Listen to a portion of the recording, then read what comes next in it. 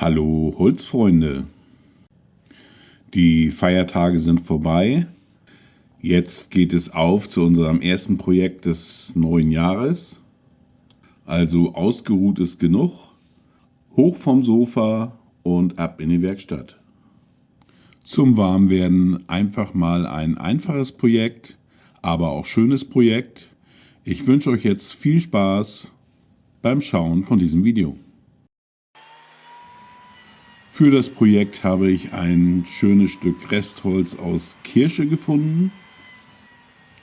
Das muss ich jetzt erstmal abrichten. Wenn ihr schlau seid, könnt ihr auch ein fertig gehobeltes Brett nehmen, ungefähr 100 breit, und mein Brett ist nachher am Ende 23 mm hoch.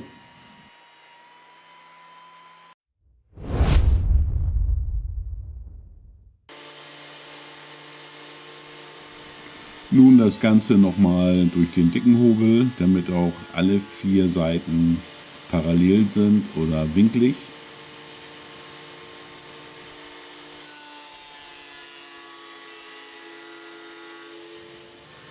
Eine ausführliche Beschreibung von diesem Projekt mit allen Maßen und drumherum könnt ihr euch wie immer kostenlos von meiner Internetseite herunterladen. Auch über ein Abo und einen Daumen nach oben würde ich mich riesig freuen.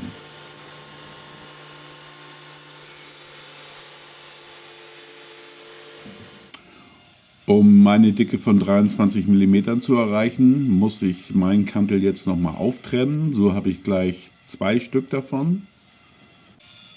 Wenn ihr wissen wollt, wie man die Bandsäge so einstellt, dass dieses ohne Probleme funktioniert, dann verlinke ich euch hier oben mal mein Video. Da zeige ich, wie ich die Bandsäge von A bis Z einmal komplett einstelle.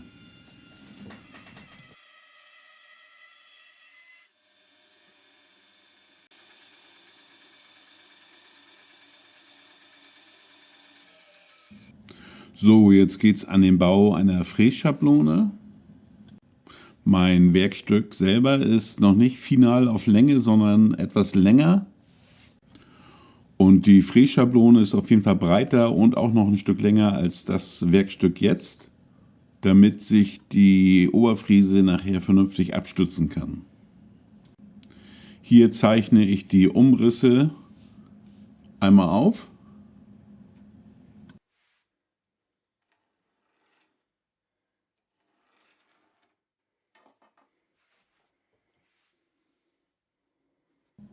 Und anschließend zeichne ich das finale Werkstück einmal ein.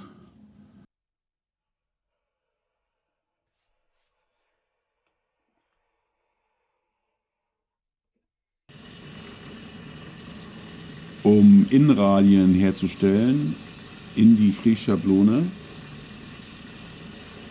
bohre ich diese mit einem Forstnerbohrer.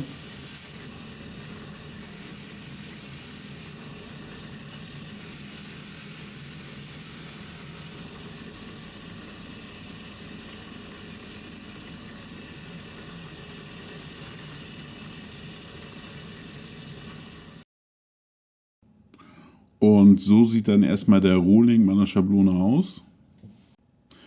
Die Schablone muss nicht schön aussehen, die soll nur ihren Zweck erfüllen.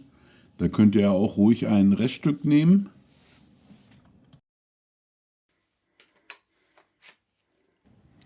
Um die Zwischenräume auszusägen, nehme ich jetzt ganz einfach nur meine Stichsäge.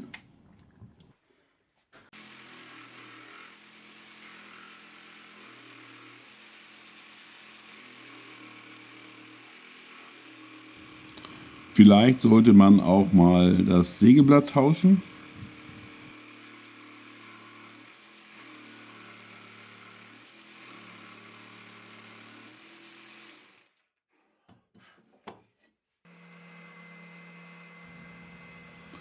Und anschließend schleife ich alles nochmal mit dem Spindelschleifer. Mit dem kommt man am besten in die Innenkonturen und auch in die Radien.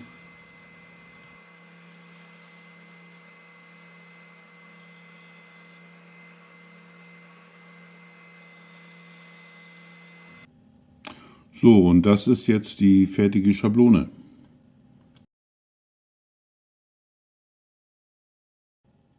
So, und jetzt seht ihr auch, warum ich das Werkstück etwas länger gelassen habe und warum ich die Außenkontur vorher nachgezeichnet habe.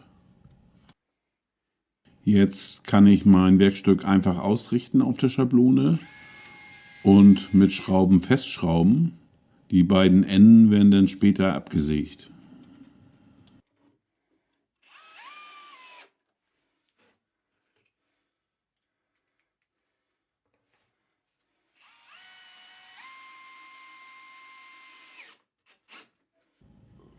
Zum Fräsen nutze ich jetzt folgenden Fräser. Das ist ein sogenannter Fräser für Holztabletts. Der hat einen Anlaufring oben und im unteren Bereich zwei schöne große Radien. Den verlinke ich euch auch mal in der Videobeschreibung.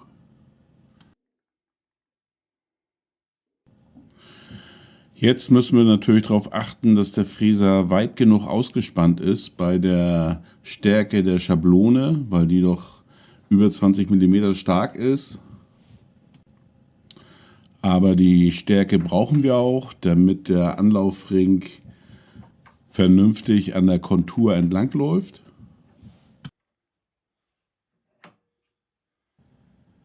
So, nun geht es auch schon ans Fräsen, weil der Fräser einen großen Durchmesser hat und das Holz ja nicht verbrennen soll, nehme ich hier eine mittlere Geschwindigkeit und ungefähr 3 bis 4 mm Schnitttiefe.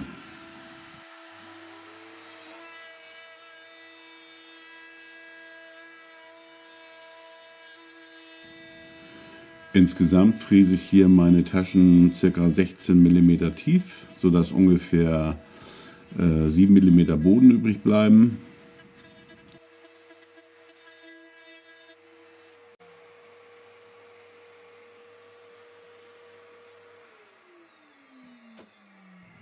So, und die erste Tasche, die sieht doch auch schon richtig schön aus. Ohne Ausfransung oder Ausrisse. Der Fräser ist richtig schön scharf. So kann es jetzt erstmal weitergehen.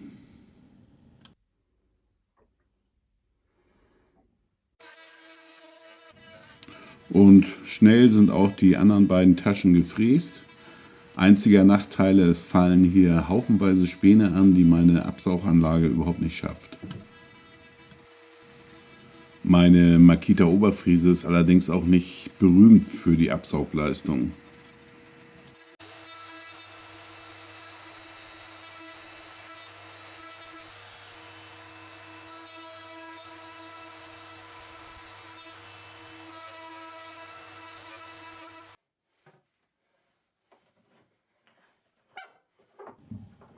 So, und jetzt ist es soweit. Jetzt können wir die Frässchablone entfernen und mal schauen, was wir da so gemacht haben.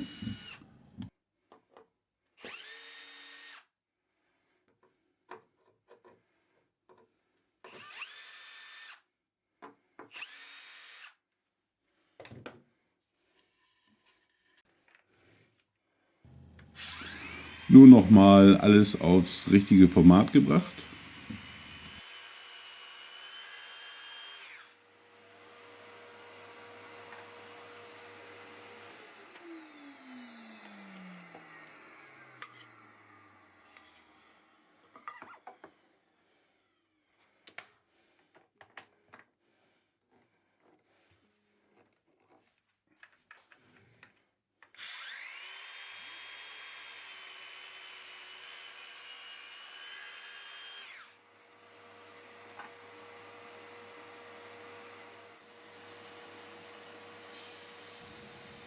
An den 4 Ecken schleife ich jetzt noch einen Radius.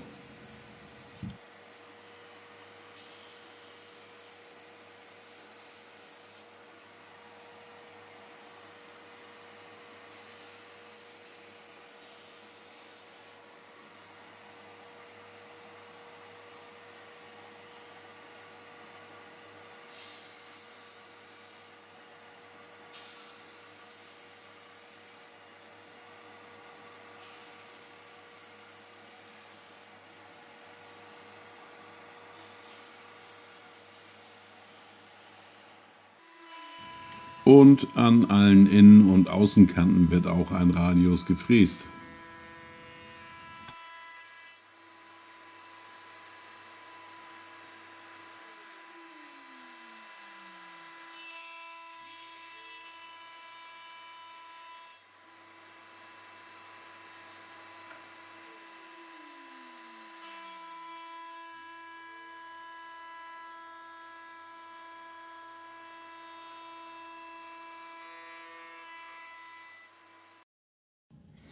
Die Oberfläche bekommt jetzt noch ein wenig Leinöl. Das Ganze zweimal.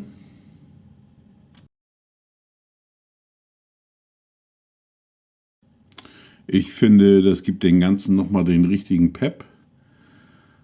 Das Kirschholz wird nochmal richtig schön angefeuert und sieht nachher super aus.